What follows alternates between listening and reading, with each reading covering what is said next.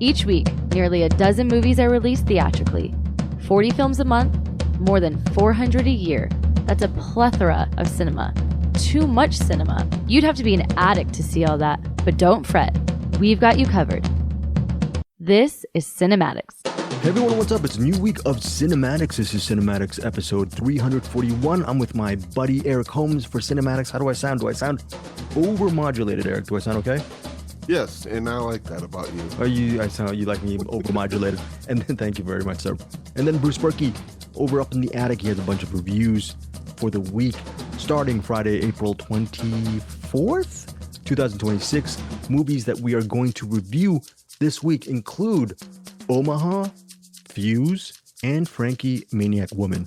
Bruce, by the way, he's not doing any of the features because he has a whole bunch of streaming options for you guys. 28 weeks later, The Bone Temple, Undertone, Dust Bunny, and Shelby Oaks. So we actually have only 3 movies featured, which is fine because we also have some really good streamers this week. Eric Holmes, what's last week been like for you as far as movie watching? Anything stand out, or has it been a wash? What has it been like for the last 7 days? We're at the movies for the Patreons coming up.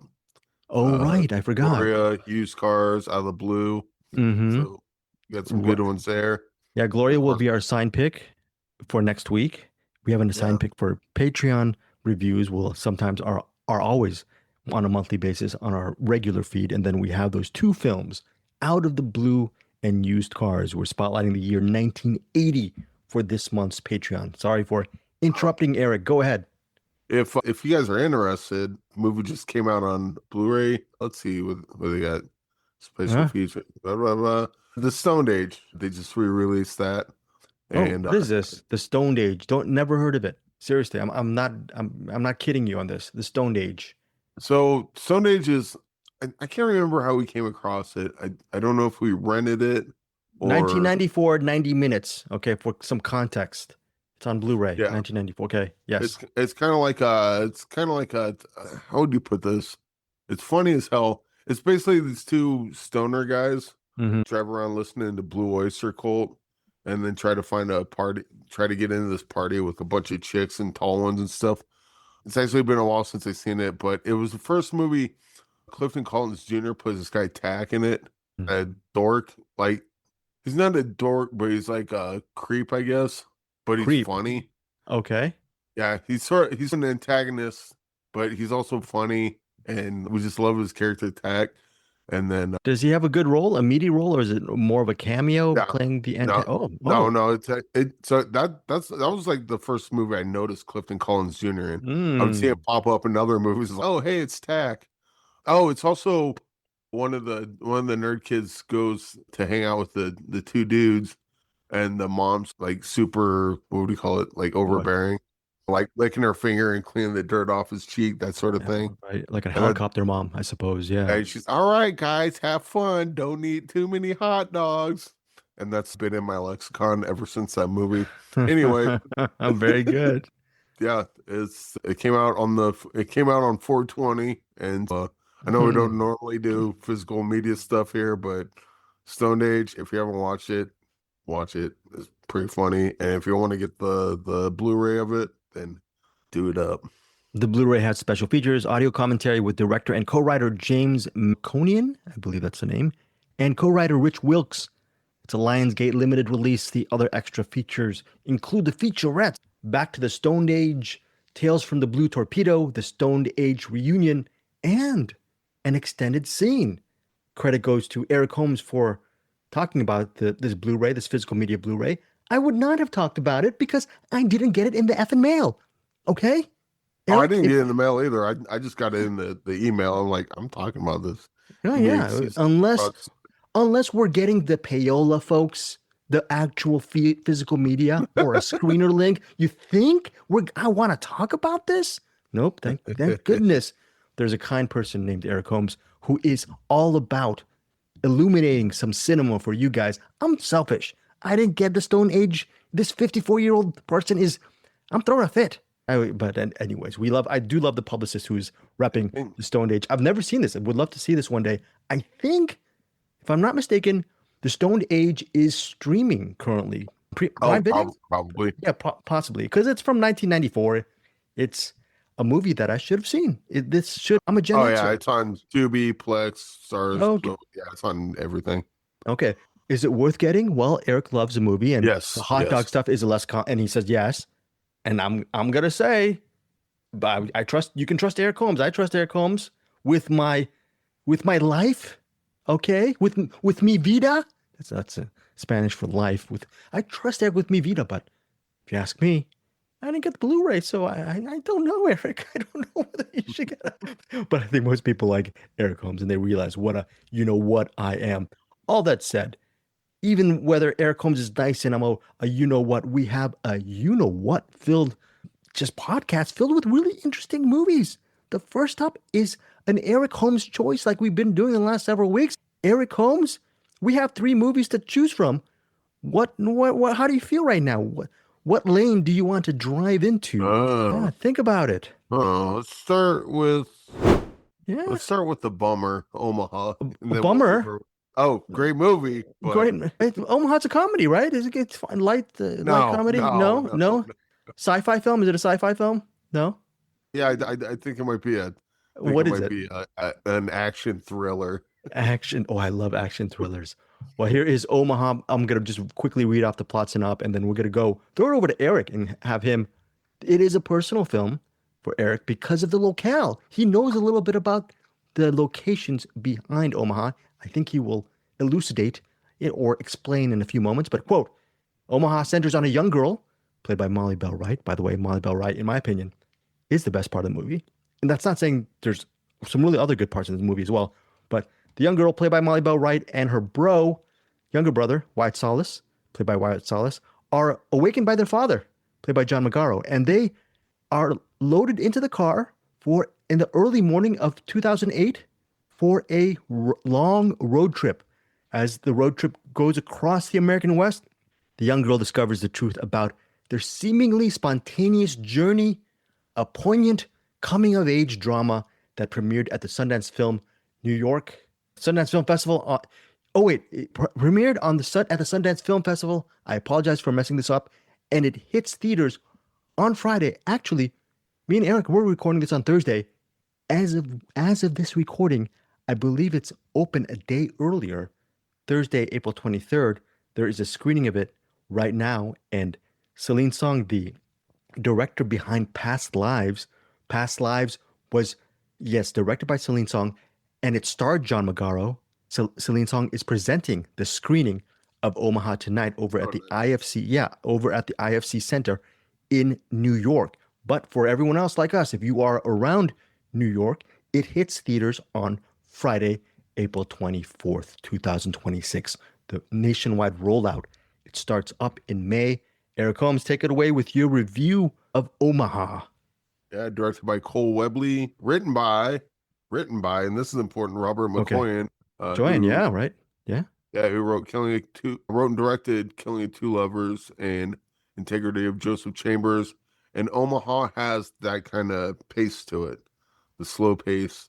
Basically, dad wakes his kids up, says, come on, we gotta go. Get your stuff, we're going. And the kids are a little confused, but all right, sure, whatever. As they're doing it, there's a cop outside, and then he goes up, talks to the cop, and he talks to her, and it's unclear.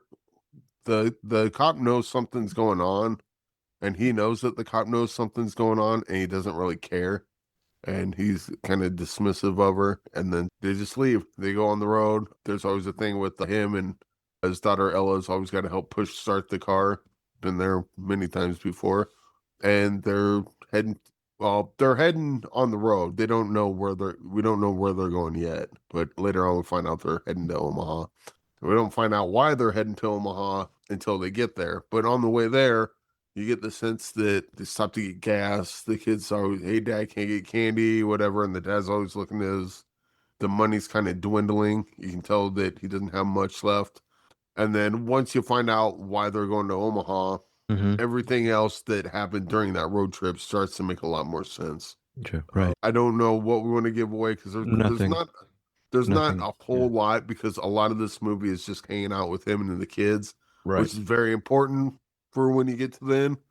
But yeah, it's a hangout movie of sorts, road trip movie, as you would expect.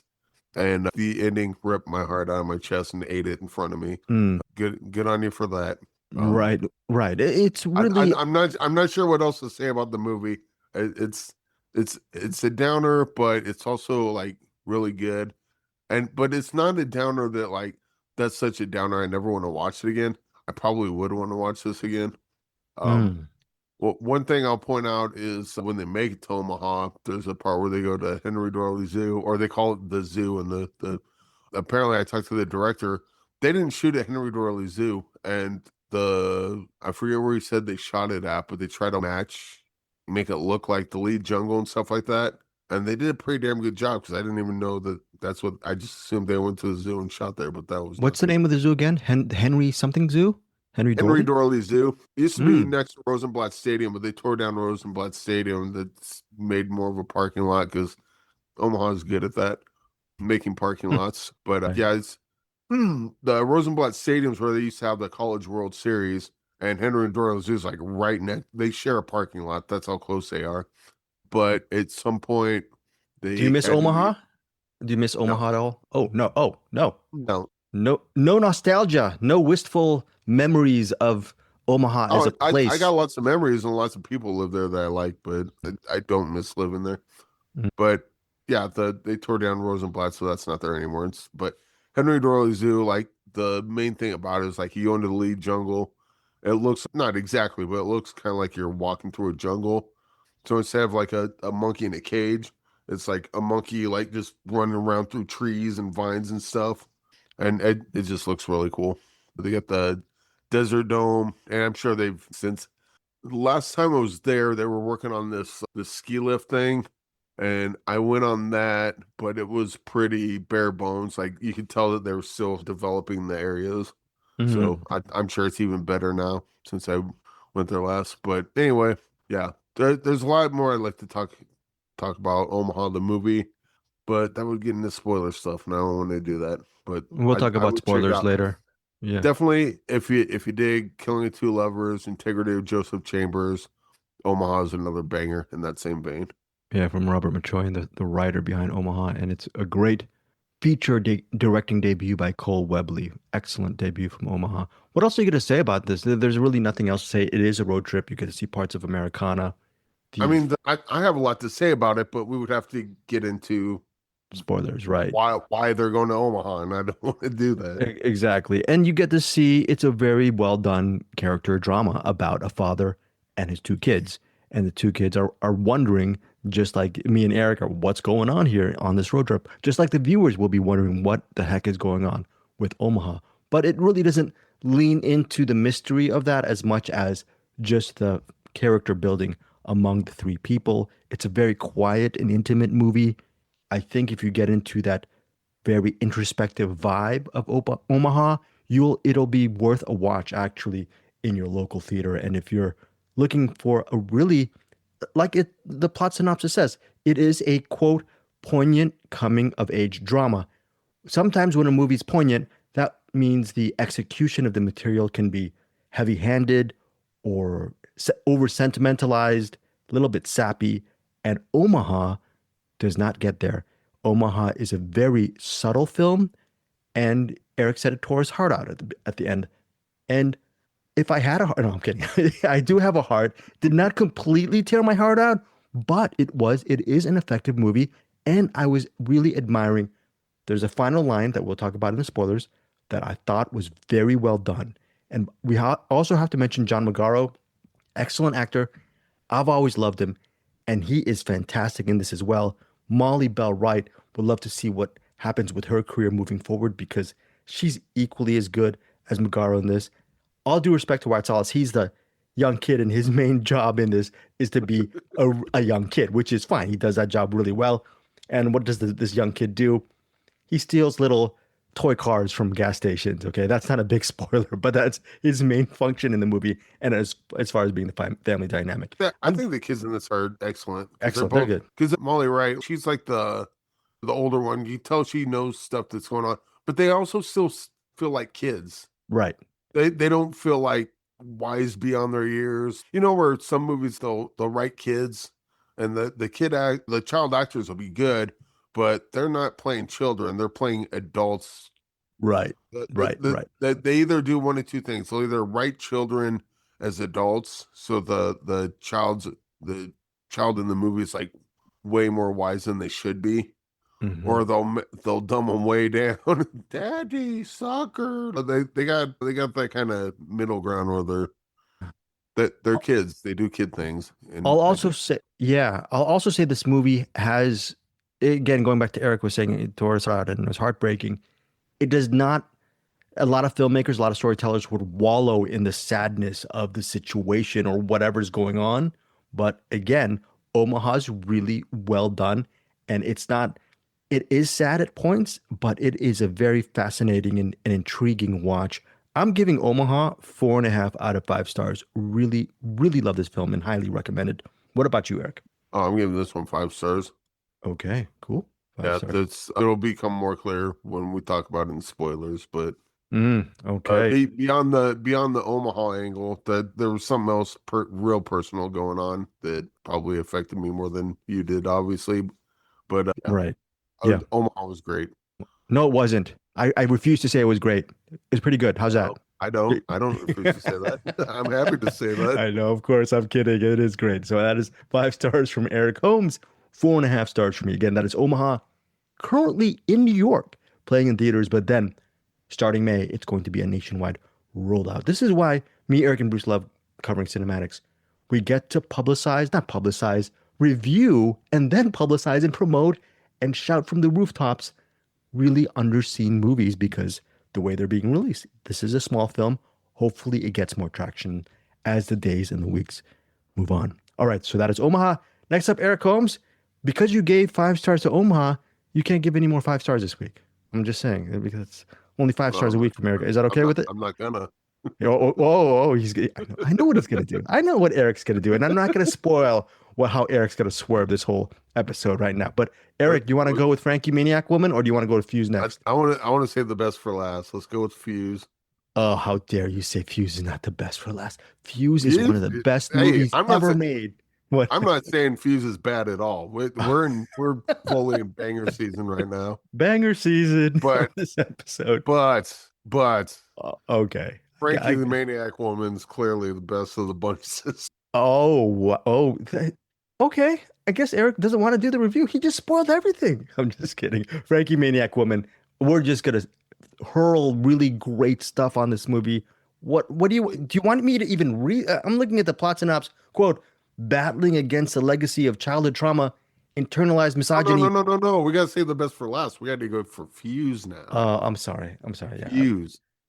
Can you? We like the fuse goes off, and then Frankie the Maniac Woman blows up at the end. I apologize, CinemAddicts listeners. I am 54. I am getting older. Eric, thankfully, is several years younger than me. He has, and Bruce is way old. Bruce is about 85 years old. We're losing our faculties. Eric, you're our brain. You're currently that's lucid. Scary. It is our lucid thinking. Bruce is probably the smartest, but he's slowly losing the faculties. I'm losing the faculties along with Bruce. My. Okay, folks, CinemAddicts will be done in about a couple weeks, and then it'll be taken over by Mitch Burns, Joseph Bridges. Who's the third CinemAddicts? Mitch Burns, CinemAddicts, and what else? Mitch Burns, Joseph Bridges. Who's the third person? Okay, I love that trio. I like that CinemAddicts trio. William Linus over at Movie Bears Podcast. He can do 2 podcasts, and then we have Joseph Bridges, probably the most knowledgeable movie person I know, and also Mitch Burns, who runs our CinemAddicts Weekly Movie Club, and he actually has a movie pick this week. Follow that bird, Eric. I think I'm gonna Follow That Bird and chime in on Friday. But if you want to join our CinemAddicts forever, if you want to check it out, we have a CinemAddicts Movie Club. Join our CinemAddicts Facebook group and then be part of the Weekly Movie Club. Bruce Purkey has been very religious up in the attic watching these movies on a weekly basis. Now, thank you, Eric Holmes. Let us get to Fuze, directed by very, very interesting filmmaker David Mackenzie. You can actually bring up the IMDb for David Mackenzie. Eric Holmes, would love to hear your thoughts on Mackenzie in a few moments. But, quote, set in contemporary London, Fuze unfolds after an unexpected World War II bomb is unearthed at a busy construction site, forcing a massive citywide evacuation, I believe, in London. All right, so there's a citywide evacuation in London around these parts, and Aaron Taylor Johnson is Will. He is a military demolitions expert or bomb expert. Craven the Hunter. He's also Craven the Hunter. Aaron Taylor Johnson. He's not summoning animals or battling lions or the rhino. This one, he is trying to defuse this bomb, which looks like it's going to be set off. This is not a spoiler because this was in the plot. He and his crew are trying to set off that bomb, diffuse it, right? There's a reason why there is a bomb there, because while they're trying to defuse a bomb, there is a bank heist currently going on around the area. And that bank heist is being led by two people. One of them is played by Sam Worthington. His name is X. He's basically known as X. He's the leader of the gang. And one of the other members of the gang is played by Theo James. So there are two out of possibly the 4 or 5 people who are trying to steal a lot of money and jewels and items from this underground bank heist. And so there's an underground bank heist. There's a bomb defusal thing. That is a big part of what Fuze is about. Eric was saying, Fuze, that's the title of the movie. It is explosive. There is an explosion. That's not a spoiler, Eric, because there's an explosion in the trailer. I'm just going by the trailer. So that's all you need to know about Fuze. But then we also have to mention Gugu Mbatha-Raw. She's a great actress. She plays a police chief who is trying to coordinate the situation with the bomb. And then she learns about the bank heist. So she and her fellow employees at the police station, they have a lot of things to cover within these two situations. That is a big chunk of what Fuze is about. And then there's a third act, which takes a complete left turn, and it becomes, without giving too much away, a Guy Ritchie-esque mob movie, but then it also becomes a military film a little bit. So it's about 3 to 4 movies loaded up into one. I was tipped about this because Eric was not real-time commenting while he's watching it. He did on our Facebook Messenger comment a few times while he was watching Fuze. So I was prepped for it, and I guess I'm prepping you guys for this. And it's not a spoiler to say that if you are looking for just a bomb removal, defusal thing, bomb movie with military stuff and a bank thing, you'll be fine. I mean, that's really good. But you might not like the extra little sauce that's thrown out at the end. And I think that's may divide some viewers. For me, I was all in. I personally was not too thrilled about the end credits. That is a minor quibble because I thought the tone at the end credit was a little bit out of sorts for me. But I was totally fine with Fuze.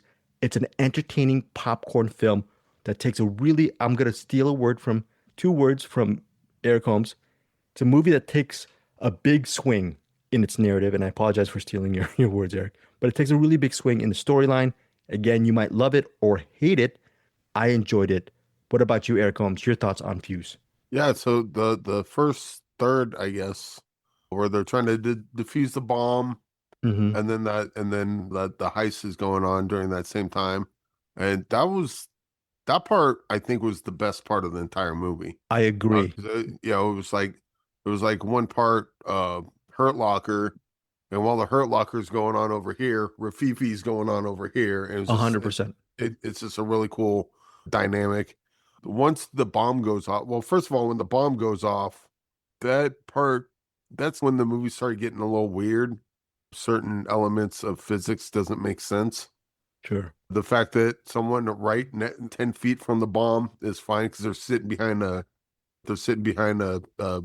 barricade or whatever, but the cops like 13 blocks down that way die from the blast. Like, I'm not buying how the geography works there. There are people who died. There's a cops that died in the blast. I'm trying to. Yeah, the cops that were outside the cops that came across them when they were outside doing the bank robbery.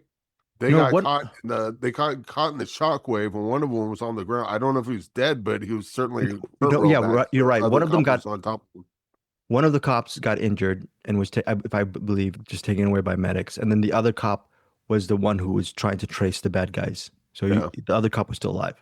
But like that was the part of the movie where I'm like, okay, I'll give it to him, but that's kind of weird. You got to watch how they were able to escape from there, and that was cool. But then, yeah, once it turned into a Guy Ritchie movie, I'm like, I wish we would just hung out on the maybe even started a little later. Started off with them sort of planning the heist, and then setting the bomb. I'm not even clear on if they set the bomb there or if it just happened to be there and it was luck. I'm not. It couldn't have been lucky because they had the heist planned pretty well. Okay. And the way they did the heist was pretty brazen, so they couldn't have done it during the day when people were there. It wouldn't have worked out like that. Okay. And also part of it was because they cut the power off to that whole grid. Yeah. Yeah. The first third's really good. But I mean the last 2/3, well, there's a part in the like last third where we'll say someone gets shot and it was kind of like, oh, okay. Wasn't expecting that. And so stuff's happening towards the end that I still kind of liked, but I didn't like nearly as much as the first third. Fair. So that's why I will give this 4.5. 4.5 for Fuze. Wow, that's still Eric, that's still a huge rating. Oh, it is. It is. Wow. But I'm just saying, had the whole movie been as good as that first third, this could have been 6.9. This could have been two 6.9 movies. I'm confused. I feel like I like the movie better than you, and I'm giving Fuze 4 stars. I'm so confused. I'm an old man. Please help me, Eric. I don't know what I'm doing. Eric Holmes lit the fuse in my brain, and I'm wondering, what am I doing not giving it 4.5 stars? But I'll say this. Eric Holmes, 4.5 stars. Very happy that Eric liked it. Really enjoyed it. I'm giving it 4 stars. For me, again, Eric, we're both in agreement that we're warning people that the third act might turn some viewers off? Yeah. Okay. Yeah, all right. But also, what were we talking about last time? About kind of warning you, but it's not as bad as it might seem. No. So you're going to listen to us go, oh, they think the third act is like just dog crap. Yeah. And then they'll watch it and they'll be like, it wasn't that bad. It's not that bad. It's just not as good as that first third. That first third is excellent. Yeah. The rest of it is really good still. I could have taken 2 hours. This movie's around 95, 96 minutes, but for Fuze, I could have taken 2 hours of Rafifi in the Hurt Locker. I could have taken that version of Fuze, and I would have given it 5 stars because it was so good when they were there. It was so good.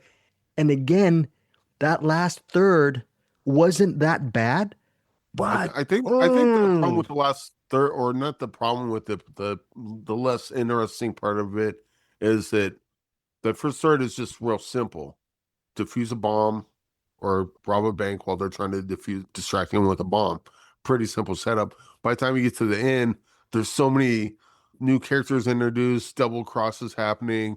Someone's effing over this person, they get away with that, and then they're effing over that person. Right. It just gets way too convoluted at the end, where it's like you went from like just a simple high concept to overly convoluted world building stuff. Right, exactly. But again, like what you were saying, the over convoluted stuff, it's the film. Well, it's based on, I forgot who the screenwriter was. It's not David Mackenzie, but we also have to mention, I interviewed David Mackenzie. I put it up, I think, on our Deepest Dream YouTube channel. He's a very good filmmaker. Hell or High Water, Eric.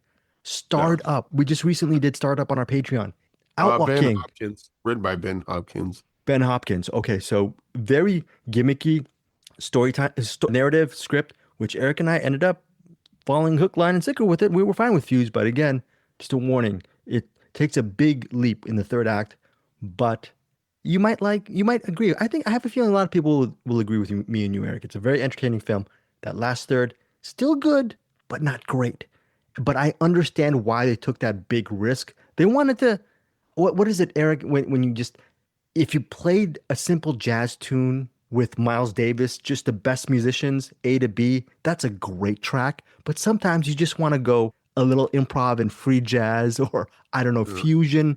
And the last third is them experimenting a little bit. Okay, does it completely work? Well, The first part they're playing drums, just staying in the pocket, not doing too much. that's right. Last part they start doing a bunch of Neil Peart drum solos. No, this doesn't need that. Yeah. That's still a good drum solo. Still a really good drum solo. It Exactly. didn't need that. Eric, you said about it. Thank you. So again, Fuse in theaters Friday, April 24th, 4.5 stars from Eric Holmes. I need to start listening to more of Neil Peart right now as we speak, and then 4 stars with me for Fuse. Tell us what you think of the movie as well. Last, but according to Eric, definitely not least, is this movie called Frankie Maniac Woman. I feel like not reading this plot synopsis and just handing over this review to Eric because he can do this plot synopsis and I don't have to really talk about. I'm not saying that. I don't even think a plot synopsis would really do this movie justice. There you go. Because this movie's just so insane. It's just insane. It's written and directed by Peter Sigarides, who did Traumatica. And I know I love Traumatica. I believe you did too. I loved it. I don't think Bruce liked it so much, but that's why we told him not to see Frankie Maniac Woman. We told him I think he would like Frankie Maniac Woman. Really? Okay. This is way different movie than Traumatica. The only similarities that Frankie Maniac Woman and Traumatica have is that they both start and they both don't let up until the end. In fact, this movie somehow just gets more and more insane as the movie goes along. Eric, you and I might have to tell Bruce Purkey up in the attic after you feed him the people food. I hope you feed him people food this week, but just knock up in the attic and tell Bruce Purkey we have some movies for next week. Eric Holmes. Maybe he should just shirk those duties and just do a rewind on Frankie Maniac Woman. See, we can do our trading places dollar bet.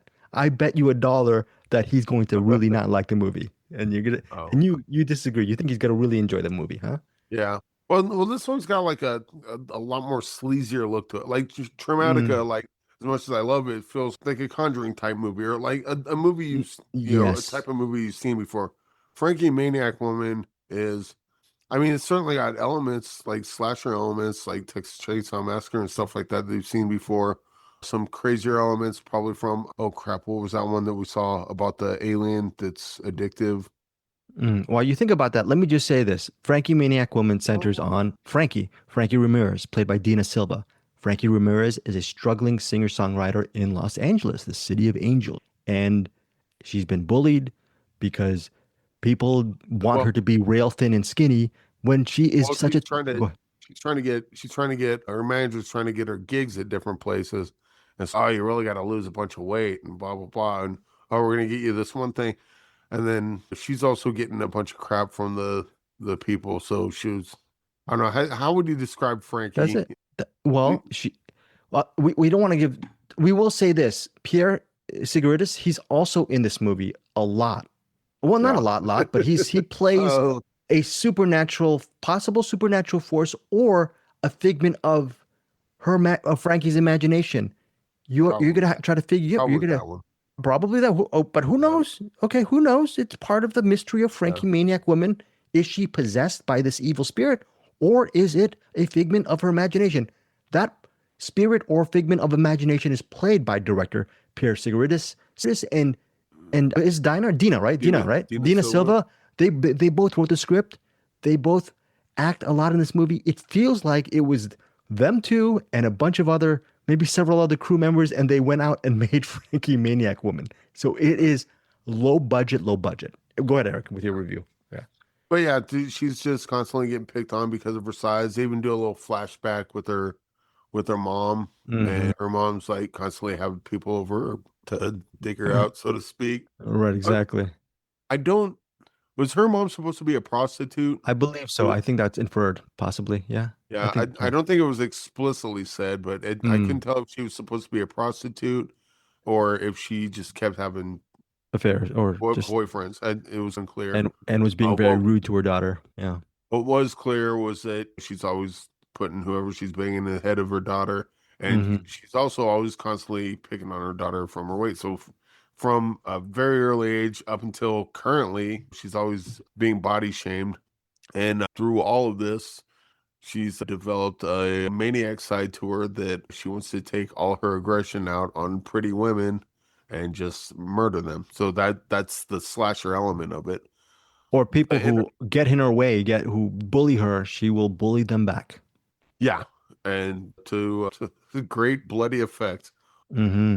The interesting thing here is that the monster or the slasher in the slasher movie is someone that, like, obviously her methods are incorrect, but you kind of get it. Like with Halloween, for example, Michael Myers just a force. He's not a character you're supposed to relate to. He's a force, and you're watching him go around killing people. This one, Frankie Maniac Woman, is a character, a person that you're following, and you understand why they're doing it, but at the same time, there's still the monster here. It's just it's an interesting sort of take on the slasher genre, I think. And let's also mention Frankie Maniac Woman. It is, would you say, unrelenting violence? There's a lot of violence in this one, right? Oh, yeah. There's just a lot of blood, a lot of unrelenting violence. It's not. They use Project Wolf Hunting. We've mentioned they've already used all the blood, so no more blood exists for movies. Right. So what Frankie Maniac Woman did was use real human blood in this. Oh, no, it was crazy. How dare you say that? Really, that is Eric being jokey. That's a very jokey joke from Eric Holmes, but it is a bloody Frankie film. Maniac Woman is a snuff film, is what I'm saying. Exactly. If you loved 8mm, you're gonna love Frankie Maniac Woman. No, we're gonna say this: there is a lot of blood, gore, violence in Frankie Maniac Woman.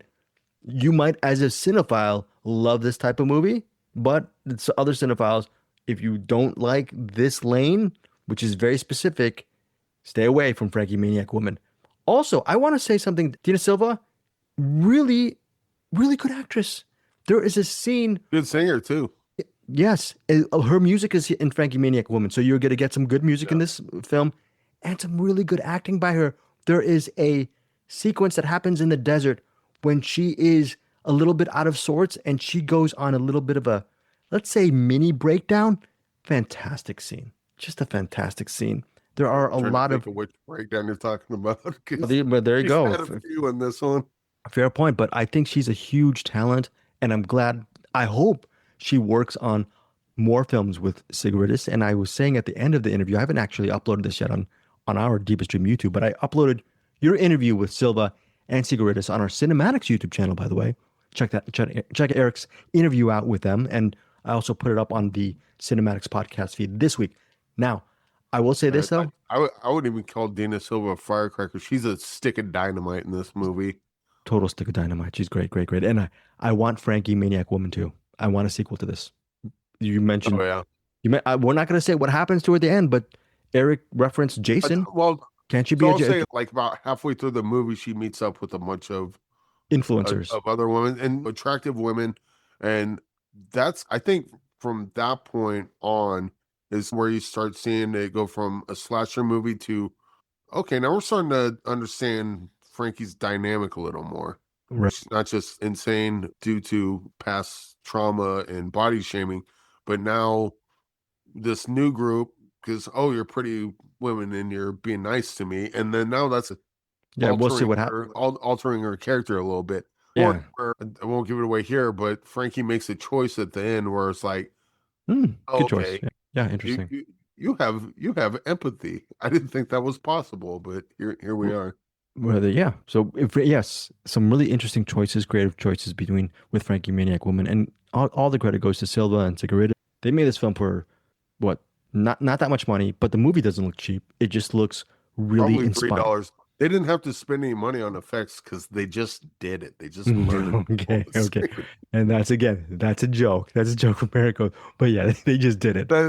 It's a joke, but I think it not far off because the murder in this looks pretty damn grisly a lot of the time. Really grisly. That is I think perfect word. There are some really grisly sequences, and if you don't like grisly stuff, stay away from Frankie Maniac. Whoever did the effects on this, clap. Yes, great job. And great job all around to people who are working on Frankie Maniac Woman for not that much money, but they created something really awesome. I'm giving Frankie Maniac Woman 4.5 stars. Really loved it. What about you, Eric Holmes? Yeah, I'm 6.9 in this mofo all the way. Yes, mofo. Yeah. I like that. That's very good. Very good cleanup on that one. This one's going to be This one's going to be at the end of the year list. An end of the year list. Okay. Dina Silva is actually already a front runner for the Virginia Newcomb Award. All right. Yeah, I love this movie so much. It's so good. All right, we're gonna have to make Bruce watch this, okay? Because this is one of your top. Okay, I think he's gonna hate it and it's gonna break my heart, but it won't be the first time that's happened. Well, if Bruce Purkey Up in the Attic continues to break Eric Holmes' heart, listeners, please give Frankie Maniac Woman a shot in theaters starting Friday, April 24th. Get back to Eric Holmes and tell him, hey, you were right or you were wrong. Or I think bottom line is whether Eric was right or wrong, at least you're giving it a shot and you watched Frankie Maniac Woman.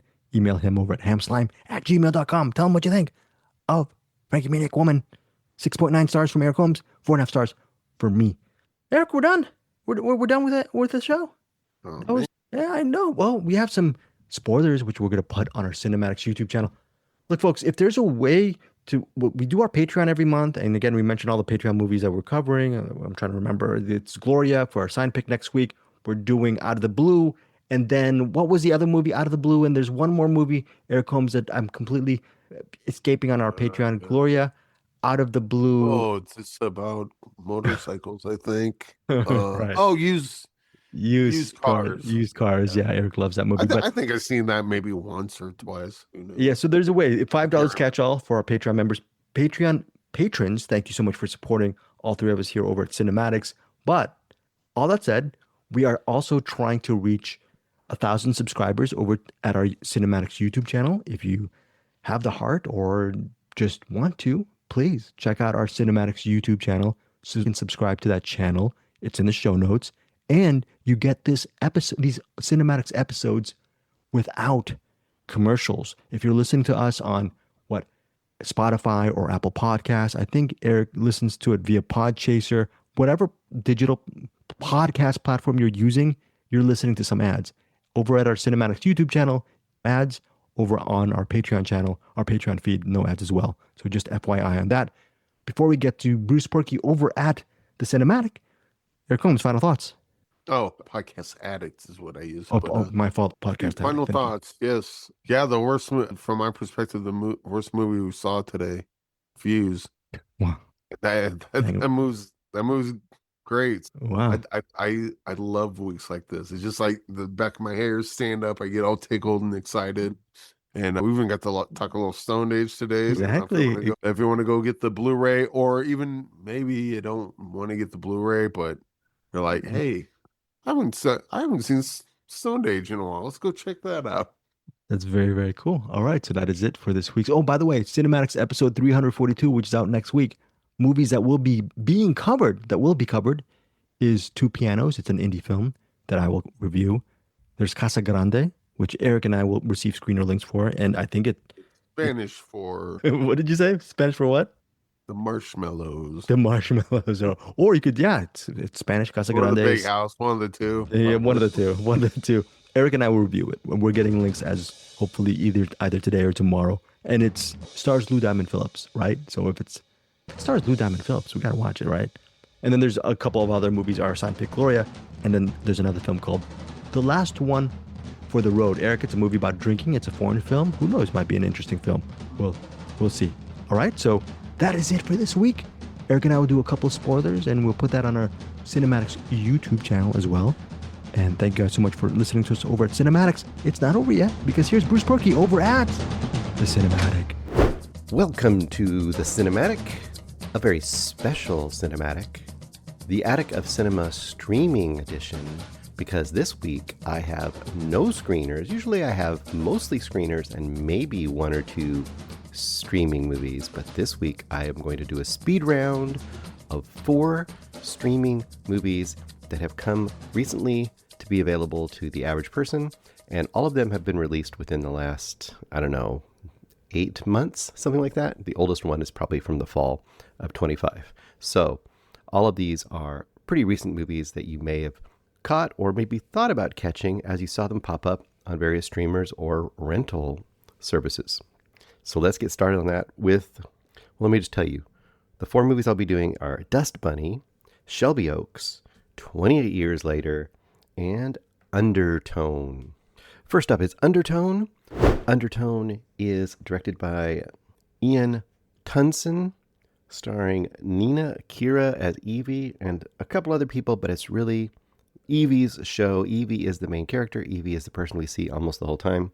Undertone is an A24 movie. You can rent it right now. It's only been out in the theater for, I don't know, like maybe a month before. It came out pretty quick to streaming rental. And it's one of those ones that's got a lot of buzz, like one of the scariest movies in years, or it's called the scariest audio horror movie ever, or something like that, because I guess its gimmick is that it's very audio oriented. The whole idea is that you've got Evie and her friend Justin are doing a podcast remotely. He lives far away from her. She is taking care of her ailing, really her mother's on her deathbed, honestly, and she's staying in her mom's house, waiting for her mom to slowly die. Her mom is unconscious the whole movie, basically, wheezing in the bed upstairs, which of course makes the whole house that Evie is in very, I don't know, sad, a little bit creepy, a little bit inhospitable. And you get a very solitary existence for Evie, kind of living through this podcast she does. And Undertone is the podcast. They essentially do like a horror podcast where they tell real life, spooky, eerie, weird stories, often around some internet, a creepypasta kind of thing. And that's the gimmick of the story. And the basic concept is, at the beginning, Justin says, we got a random email, an anonymous email with 10 audio files in it. And as they progress, they get creepy. I'm going to play them for you on the air so we can react to them as we listen to them instead of having heard them before. And we'll see where they go. And that's the basis of the whole movie. As you might guess, it is definitely a slow burn. And how creepy it is to you is going to depend on how immersed you get into the story that the audio start to tell. And they start to tell things about possible madness or possession or a demon that comes after women who are pregnant or have just recently given childbirth, and stories of how that has driven them mad or driven them to murder or driven them to be possessed, those kind of things. And of course, as you might expect, as we slowly progress through the 10 messages, it goes darker and darker. Now, on the one hand, you would ask, well, Bruce, like, how is the audio immersion? What does that feel like? Now, a lot of people said, watch this in the theater. We get that full experience, which I talked about it before. I'm not going to the theaters really much these days. For me, I watch every movie that I can. Almost every movie I watch with headphones, partly because I can hear everything. I mean, sure, I put on subtitles. That's fine, too. But I like the immersion of the headphone experience and the spatial kind of experience of feeling that the cars go past from right to left, if they go from right to left on the screen, that kind of thing. And in this movie, it's especially suited for that audio immersion that you get with headphones. So that would be my first thing. I would suggest put headphones on. You'll enjoy it better that way. My biggest problem with this movie is, like a lot of these kind of lower budget ARG sorts of horror movies. If you know what ARG are like these online rabbit hole websites where you click on secret links and it takes you further down a mystery, and it's supposed to get creepier and creepier, and it's supposed to suck you into this possibly real world, or is it really just a game, that kind of thing. That's what ARGs are. This is definitely rooted in that and creepypastas, which once again, creepypastas are maybe true, kind of not true, urban legend sort of stories that were all mostly produced through internet, sharing on the internet from different people. Like I said, this has a lot of that there. It reminds me a little bit of the way that Slender Man originally, the video game version of Slender Man, had 10 pages you'd have to find. And here you've got 10 files that we're going to work our way through. Now, the downside of that to me is it seems a little familiar, and it seems very slow paced in the sense that the whole movie is leading up to what is going to be revealed by listening to these files and everything, listening to these audio snippets of somebody else's like progression through this possible demonic force. And the best way I thought about it when I was listening to this and watching this is It definitely feels more suited to a short, and I guess it's based on a short, and I can totally see that here. This feels like a short that was expanded out. Also, if you think about this movie, to me, it's like the beginning of every Evil Dead movie. Every Evil Dead movie starts with them, in some version of them, finding the evil Sumerian, Kandarian, I think, tape, and playing it, and releasing the demons by hearing this evil, like, chanting.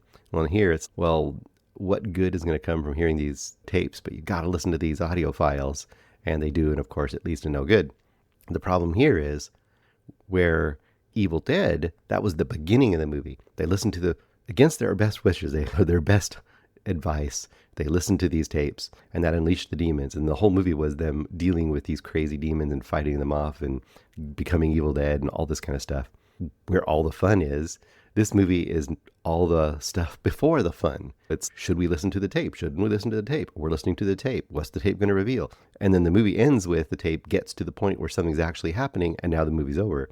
And it's, whoa, that was creepy at the very, very, very, very, very end. And that would be my biggest problem with this movie. It's a lot of lead up with very little payoff. And I know it's what it's trying to be is this kind of mysterious, immersive audio trip. But I could have enjoyed a little different trip or a little bit more of a different kind of mystery, I think, more than what we got. And this is the kind of movie where the mystery to me led to what I really wanted to see, and that didn't really happen until the very final 5 or 10 minutes. So for me, unfortunately, I can only go probably 2.5 stars, I guess I would say. It's almost a slight recommend. It's really well made. It's decently acted. It's got really great atmosphere and sound, of course, as you'd expect. It's a solid production, but the story and the way it progresses is just not fulfilling enough. And the whole subplot of the dying mom it's like they needed something to anchor this above the actual straight up mystery. And I think that was a mistake. I think if you would have taken all of that subplot away and made the mystery really pure, and then maybe expanded upon where the mystery leads, I think it would have been a more entertaining and a creepier movie throughout.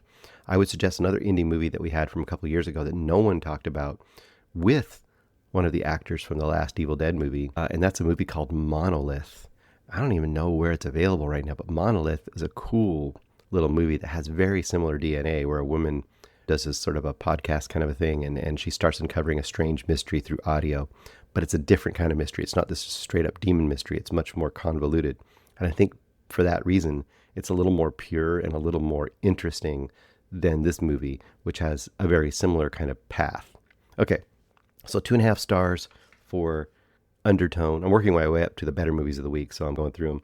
The other one that's very similar to Undertone as far as the way I felt about it is Shelby Oaks. Now, this is a rewind because I know that, I don't know if Greg did it. I know Eric did it. And Eric was like somewhat pleasantly surprised by this movie, partly because I think it didn't stay where he didn't want it to stay. And that is in the land of found footage. I know that he's not a fan of found footage. I can go either way on found footage. They can be really fun and great.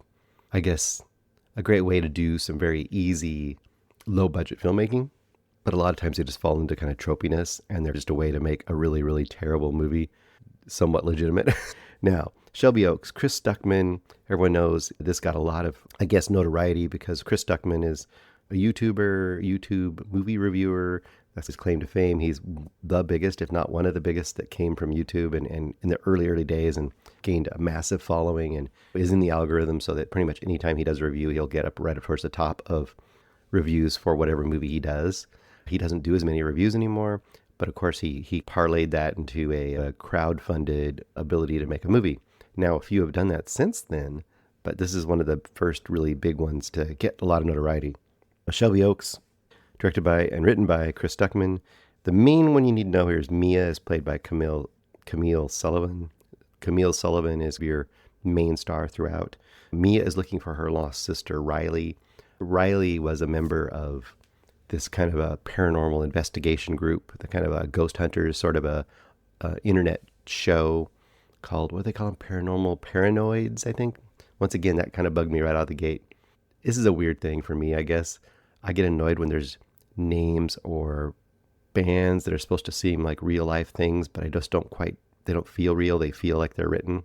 When you have a fake band that doesn't seem like it could be a real band, then it throws me off, throws me out of the story. Same thing here. Paranormal paranoids just doesn't sound like a name you'd have. I mean, the names are always just like ghost hunters. We are the ghost hunters, ghost finders. They're always generic. They don't give themselves a kind of a notable name like that.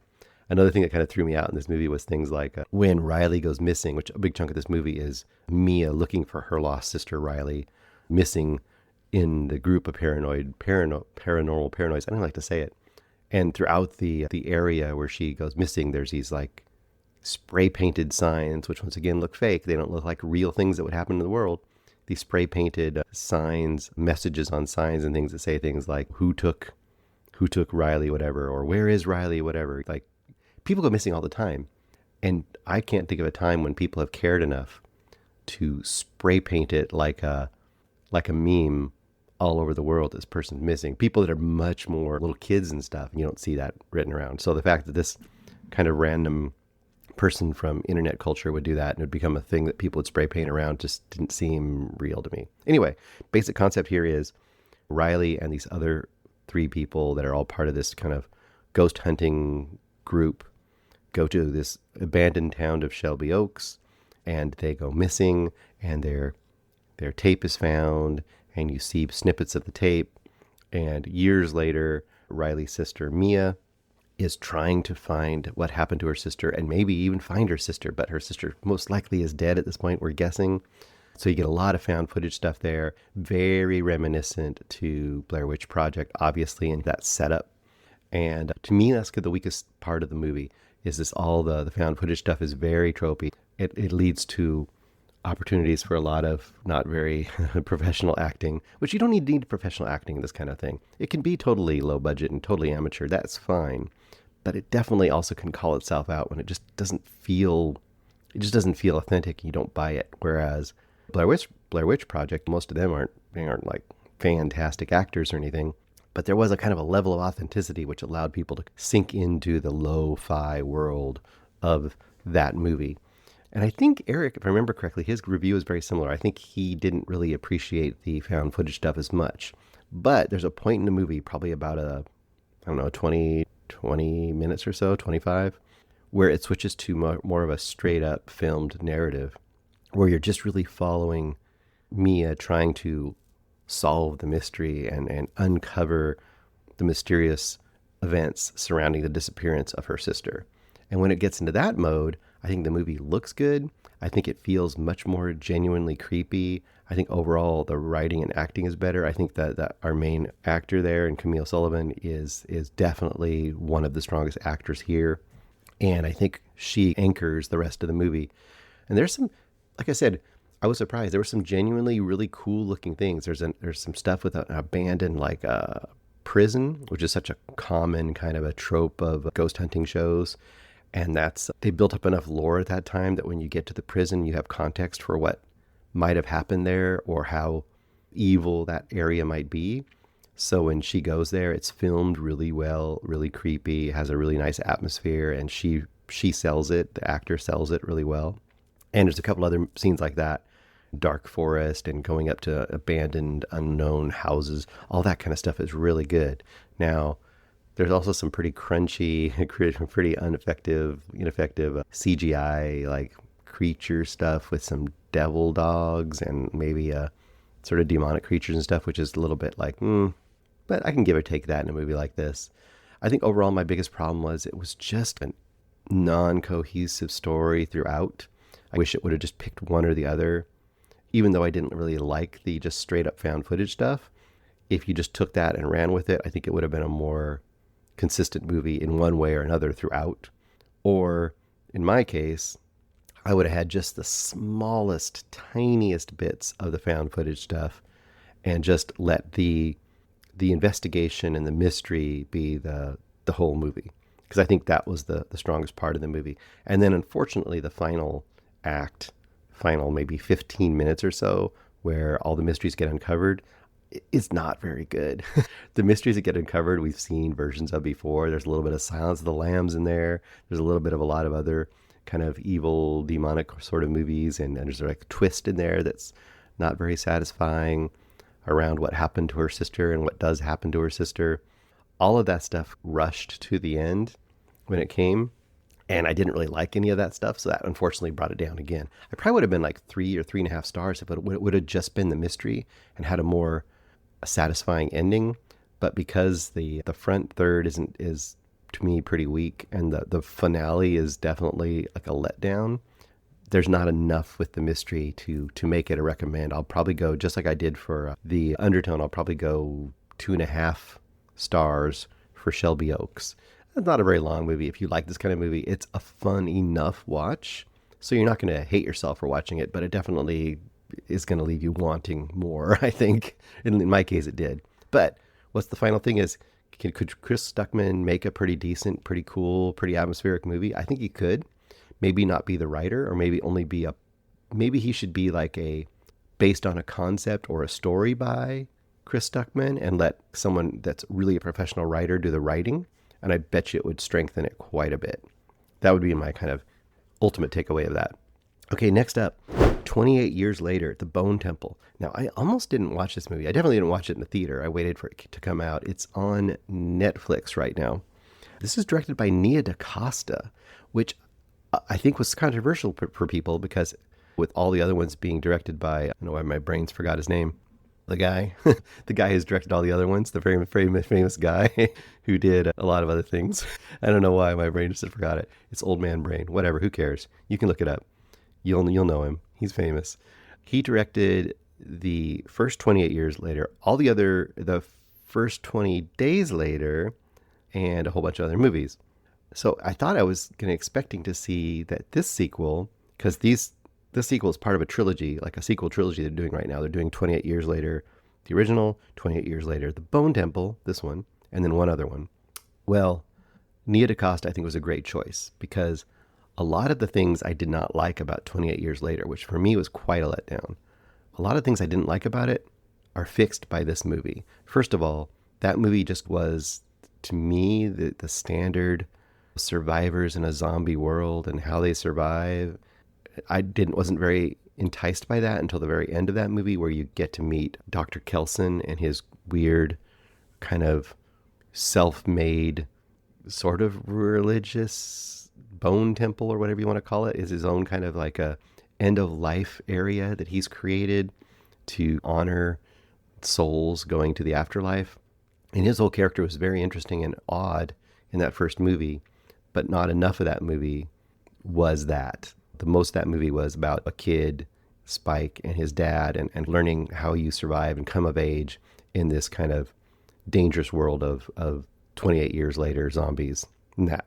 And also the filming style of that, people called it experimental. I just didn't like it. It was overly GoPro-y and overly stylized and just jittery. And I just thought it called its attention to itself way too much unnecessarily, in my opinion.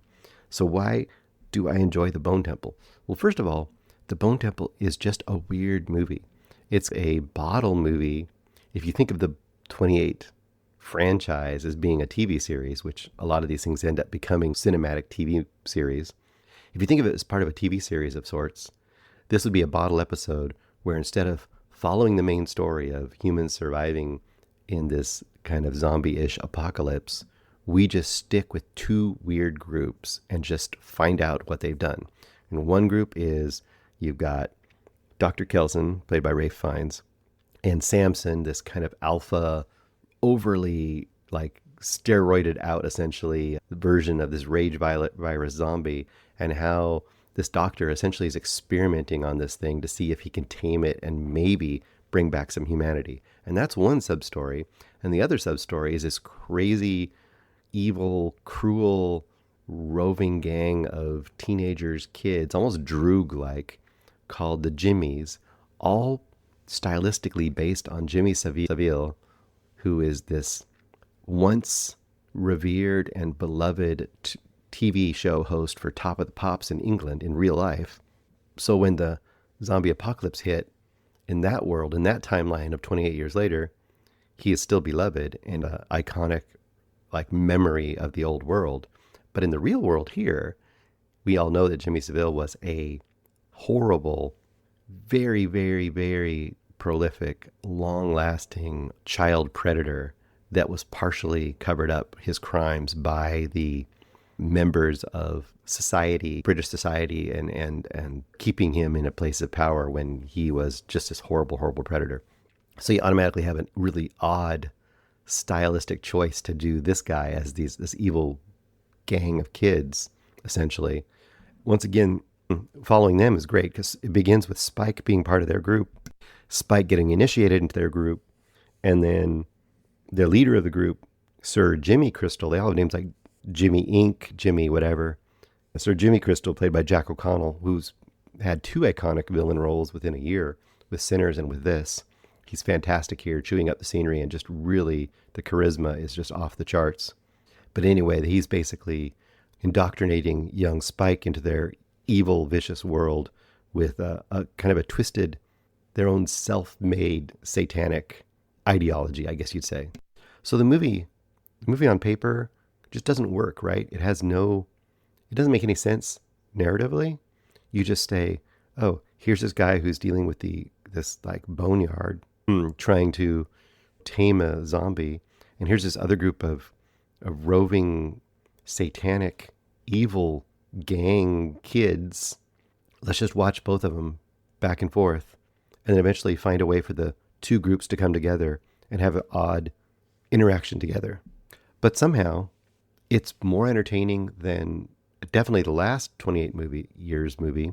It's more entertaining than, I think, to me, it's more entertaining than any of the other movies. I didn't even think that the first movie was that great. The first movie was the best up until this point. But the first movie, ultimately, to me, was just a really good neo-zombie movie. People, I think, overlove it because of the fast zombies and all that, but I think even that was derivative at that point to me because I already loved Return of the Living Dead, which did fast zombies much earlier. And there was an Italian movie that did as well. Whatever.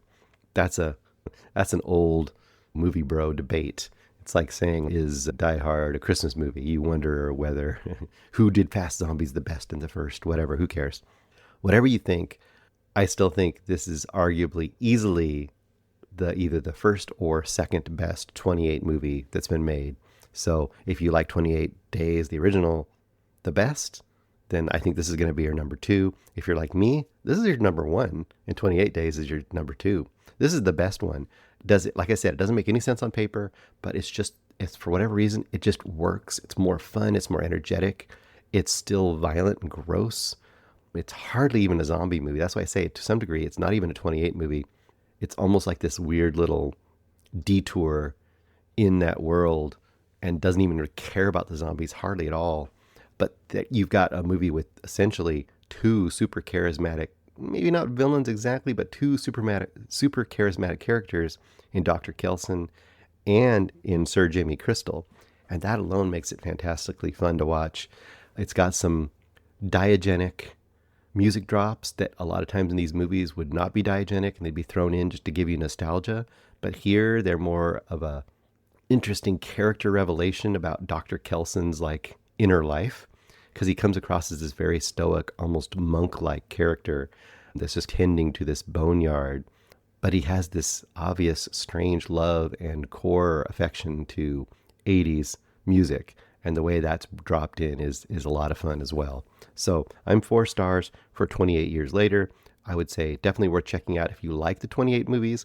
If you didn't like the 28 movies, which I don't generally like them that much, you might give this a try as its own animal. I think it almost stands on its own. 4 stars for 28 Years Later, The Bone Temple. Okay, last movie I saw was Dust Bunny, Brian Fuller joint. If you haven't seen much Brian Fuller stuff, I know him most from the creator and kind of creative force of the Hannibal TV series, which was highly stylized and a ton of fun and really allowed the whole Hannibal Lecter universe to expand. Was just a great series that had a rushed ending, but if you have never seen it, it's super interesting and fun. And Mads Mikkelsen as Hannibal Lecter gives Anthony Hopkins a run for his money. Danny Boyle, by the way, he's the director of the 28 movies mostly. Brian Fuller is that person who brought us, like I said, the Hannibal TV series. Well, here in Dust Bunny, he brings us something else that's really weird and interesting and fun. And depending on how you land on the quirk element of it, this will either bug the heck out of you and you'll hate it. I could see people hating it just because of how intensely stylized it is. But if you can get into that stylization and the kind of the fantasy world they're creating here, then I think you could have a lot of fun with it. The best, I guess, posts to help you understand what you're getting into here is Dust Bunny is like if Leon the Professional was a story written by Roald Dahl and directed maybe by Tim Burton or something. It has a kind of all those kind of weird hallmarks.